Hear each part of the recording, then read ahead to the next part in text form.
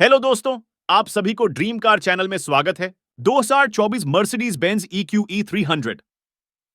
जैसे ही Mercedes Benz Australia में अपने इलेक्ट्रिक वाहन पोर्टफोलियो को बढ़ाती है, EQE एसयूवी रेंज मौजूदा EQE सेडान लाइनअप के लिए अधिक व्यावहारिक कॉम्पैक्शन मॉडल के रूप में कदम रखती है।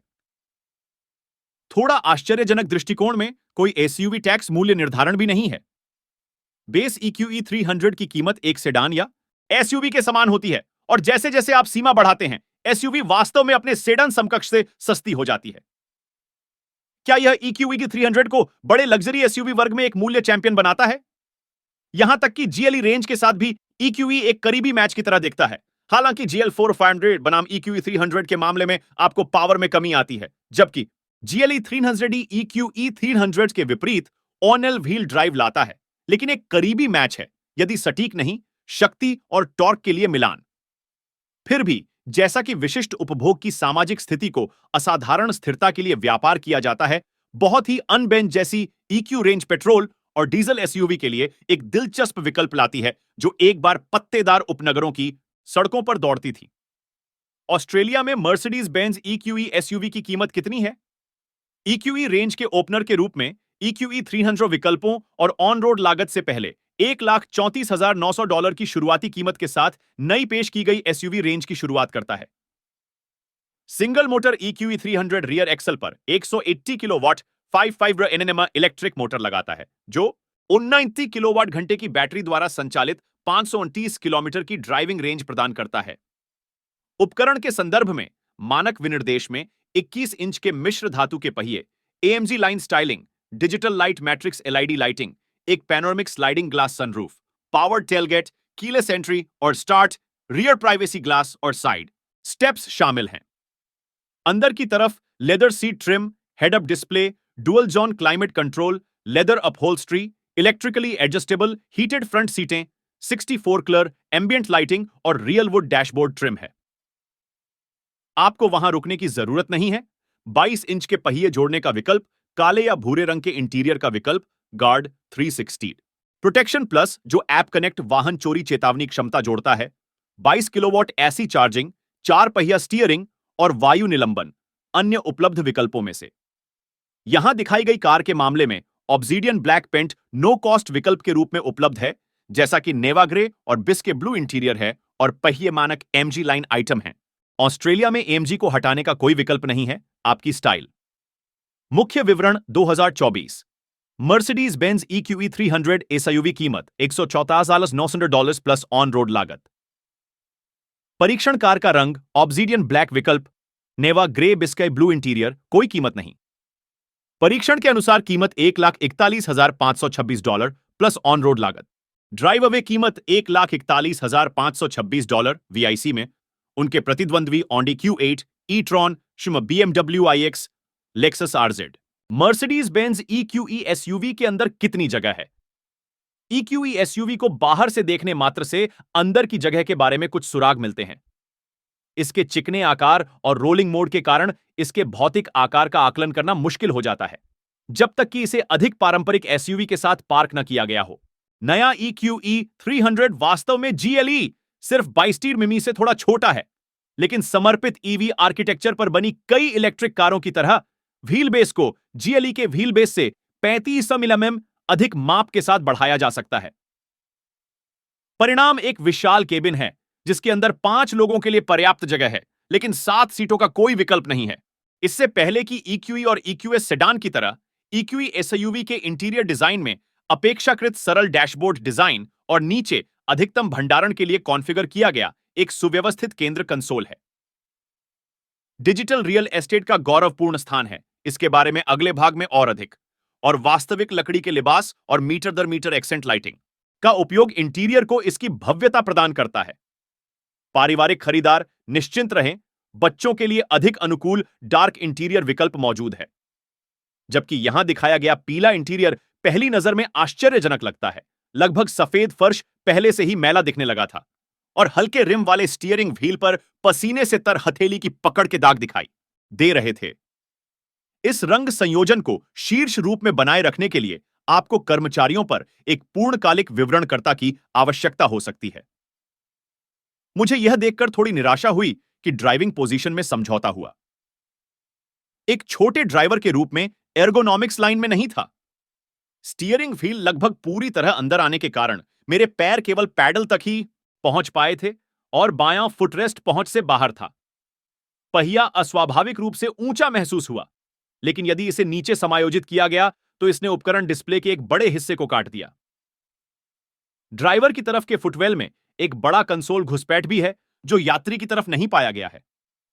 ऐसे प्लेटफॉर्म के लिए जिसमें पारंपरिक इंजन और ट्रांसमिशन को समायोजित करने की आवश्यकता नहीं है, जो अजीब लगता है। सामने की सीट का स्थान अपने आप में अच्छा है। यह केबिन में एक कदम ऊपर है, हालांकि यह न तो बहुत ऊंचा है और न ही सुरुचिपूर्ण है। सीटें स्वयं चौड़ी हैं, लेकिन किनारों पर स्पष्ट दिखने वाले बोल्ट के बावजूद बहुत अधिक पकड़ नहीं है। दरवाजों पर लगे स्विच टेढ़े मेढ़े और संचालित करने में निराशाजनक हैं। वे वास्तव में पुराने बेंच सीट नियंत्रणों की तरह नहीं चलते हैं और सीट की ऊंचाई और सीट बेस झुकाव जैसी चीजों को संतुलित करने की कोशिश करना अनावश्यक रूप से निराशाजनक है। केंद्रीय आर्मरेस्ट एक गहरे भंडारण बॉक्स को रास्ता देता है जो लगभग फर्श स्तर तक पहुंचता है। इसमें एक ढक्कनदार कवर भी है जिसमें कप होल्डर की एक जोड़ी, अतिरिक्त भंडारण स्थान छिपा हुआ है और दृश्य से बाहर एक वायरलेस चार्ज पैड छिपा हुआ है।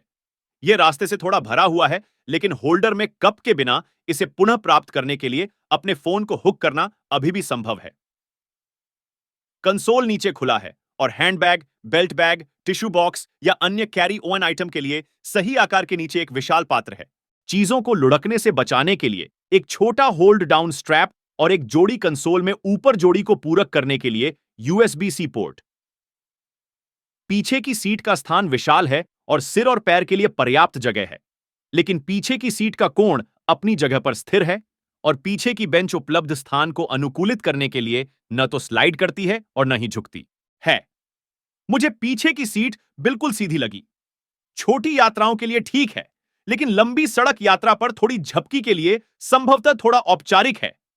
कार्गो स्पेस बढ़ाने के लिए पीछे की सीटों को 40-20-40 स्प्लिट के साथ मोड़ा जा सकता है, लेकिन फिर से यदि आप हल्के इंटीरियर का विकल्प चुनते हैं तो बूट हल्के कालीन के साथ पंक्तिबद्ध है। संभवतः सबसे अधिक कैवुडल अनुकूल विकल्प नहीं। बूट फ्लोर के नीचे कुछ केवल भंडारण स्थान है, लेकिन बोनट के नीचे कोई नहीं है। बैग हुक मौजूद है, साथ ही एक वापस लेने योग्य सामान कवर भी मौजूद है।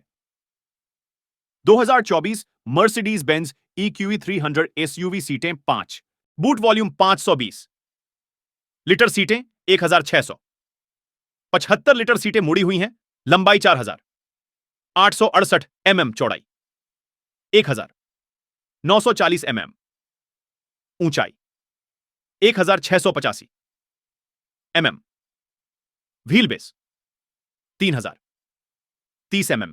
क्या मर्सिडीज बेंज EQE SUV एक सुरक्षित कार है?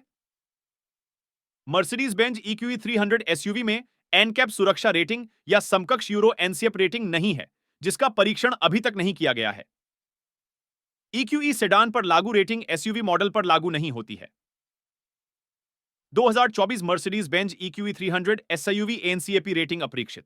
मर्सिडीज बेंज EQE SUV में कौन सी सुरक्षा तकनीक है? EQE SUV की सुरक्षा प्रणालियों में पैदल यात्री का पता लगाने के साथ स्वायत्त आपातकालीन ब्रेकिंग AB, लेन सेंटिंग के साथ सक्रिय लेन कीप सहायता, ड्राइवर का ध्यान मॉनिटरिंग, फ्रंट और rear cross traffic alert, brake intervention के साथ रियर टकराव शमन, ब्लाइंड स्पॉट जैसी सुविधाएं शामिल हैं। सक्रिय सहायता, दरवाजे से बाहर निकलने की चेतावनी, मल्टीव्यू 360 डिग्री कैमरे और ट्रैफिक संकेत पहचान के साथ निगरानी। सुरक्षा क्रेडेंशियल्स की सूची प्रभावशाली है, लेकिन मर्सिडीज बेंज ने अपने पास मौजूद सुविधाओं की संख्या को कम करके उन्हें ड्राइविंग असिस्टेंस प्लस पैकेज के तहत शामिल करके और जो शामिल है उसका व्यक्तिगत विवरण नहीं देकर खुद का नुकसान किया है। मर्सिडीज बेंज ड्राइवर सहायता प्रणालियां उन्नत लगती हैं। लेन प्रणालियां विनीत हैं, लेकिन जरूरत पड़ने पर कदम बढ़ाती हैं। मेरे समय में कार के साथ कोई गलत अलार्म या आकस्मिक हस्तक्षेप नहीं हुआ। निष्क्रिय सुरक्षा के संदर्भ में फ्रंट और rear side airbag, front seat centre airbag, driver के घुटने के airbag, full length curtain airbag और ड्राइवर और यात्री के लिए फ्रंट एयरबैग सहित 10 एयरबैग हैं। पीछे की सीट में दो आइसोफिक्स चाइल्ड सीट माउंट और 3 टॉप टेदर एंकरेज पॉइंट हैं। क्या मर्सिडीज बेंज EQE एसयूवी ऊर्जा कुशल है? EQE एसयूवी रेंज में एक बड़ी 29 किलोवाट आवर बैटरी है और इस सबसे कम शक्तिशाली संस्करण में एक बार चार्ज करने पर 529 किलोमीटर की ड्राइविंग रेंज का वादा किया गया है।